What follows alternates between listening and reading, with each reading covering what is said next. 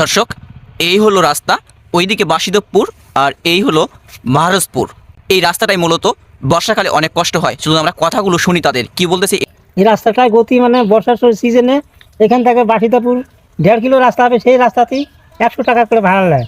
সারের বস্তা ওখান থেকে কিছু আনা যায়, তো ওই সারের বস্তা আবার মনে করছে 120 টাকা করে নেয়, 10 ধারা রেট।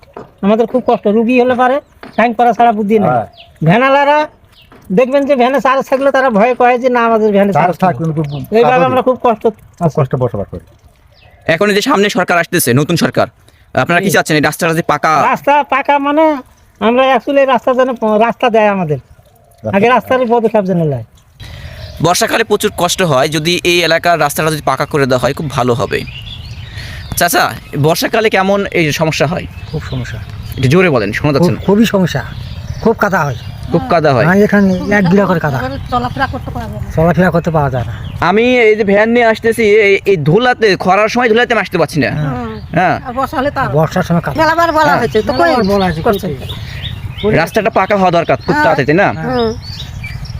দর্শক, কেউ কথা বলে না, কিন্তু আমি এখানে আসছি গাড়ি নিয়ে। এই গাড়ি নিয়ে আসার পরে আমার নিজের বিরক্ত লাগছে, মনে হচ্ছে না যে আমি দ্বিতীয়বার এই রাস্তায় গাড়ি নিয়ে আসবো।